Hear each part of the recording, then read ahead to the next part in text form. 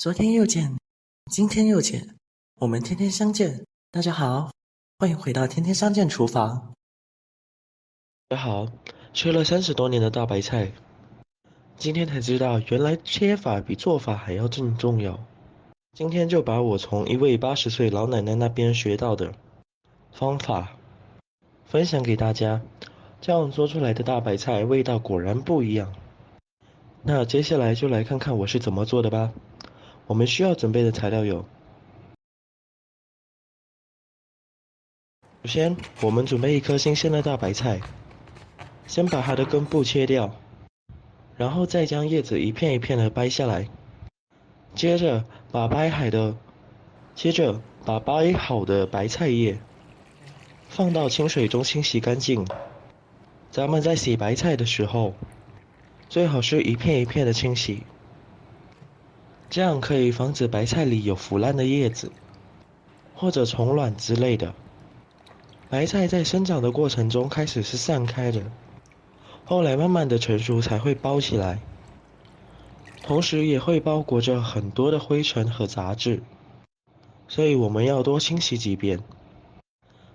将白菜控水之后放到案板上，大家像我这样把白菜叶和白菜帮子分开来切，这一步非常的重要，因为白菜帮和白菜叶在炒的时候成熟度不一样，放在一起炒的话，白菜叶子已经炒熟了，而白菜帮却还没熟，继续翻炒的话又会大量出水，这样的话炒出来的白菜就没有爽脆的口感了。所以一定要把白菜帮和叶子分开来炒，分好之后再把叶子放到大一点的肉囊中。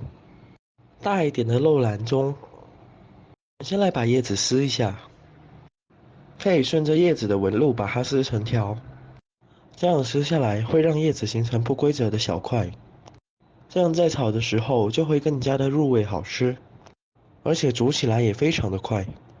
全部撕好之后放在一旁备用。接下来把白菜帮用刀拍一拍，然后再斜刀切成小块。白菜帮里有大量的纤维，将白菜帮这样斜刀切，就可以把白菜帮里面的膳食纤维切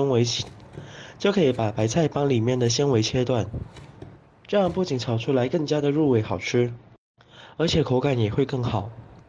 全部切好之后，把它装入大一点的碗中。接下来碗里面加入1大勺的食盐，再用筷子充分的搅拌均匀。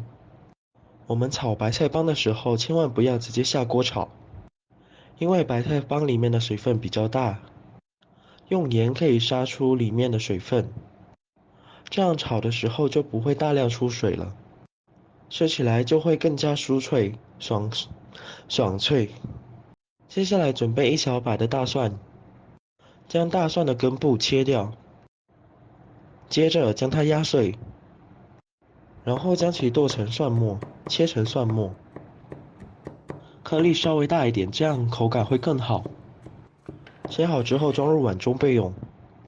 准备几个新鲜的辣椒干，用剪刀把它剪成斜段，剪好之后加入清水，将辣椒籽给洗去。洗好之后控干水分放到碗中，然后放到太阳底下晒干。接着我们另外准备一个小碗，在小碗中加入少许的食盐，再来1点鸡精，小半勺的白糖，1勺生抽，1勺香醋，小半勺的玉米淀粉，小半碗的清水，然后我们用勺子将其搅拌均匀。我们提前调个料汁，可以防止在炒的时候手忙脚乱。那这个时候呢，我们的白菜帮已经腌制好了，出了很多的水分。接下来我们用干净的小手将白菜帮挤干里面的水分，这里我们要多挤一会儿，尽量把它挤干。挤好之后我们放入碗中备用。接下来我们起锅，在锅中加入少量的食用油。那如果是家里有条件的，我们可以再放一大块的猪油。我们在油热之后，把大蒜和辣椒给倒下去，炒出香味。炒香之后，我们再把白菜帮加进来，然后开大火快速的翻炒均匀。大家可以看到，这样不管你怎么翻炒都不会出水。翻炒均匀之后，再把白菜叶子加进来，这个时候就要开大火快速的翻炒了。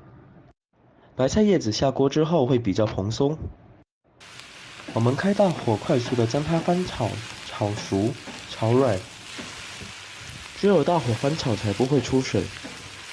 我们将白菜叶子炒软之后，再把刚才调好的料汁加进来，继续开大火快速的翻炒均匀，让白菜能够吸收料汁的香味，将白菜炒至入味。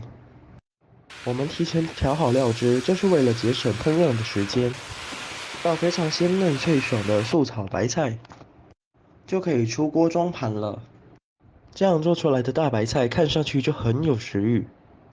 掌握了这些技巧，炒的时候也非常的快速，吃起来更加的鲜嫩脆爽。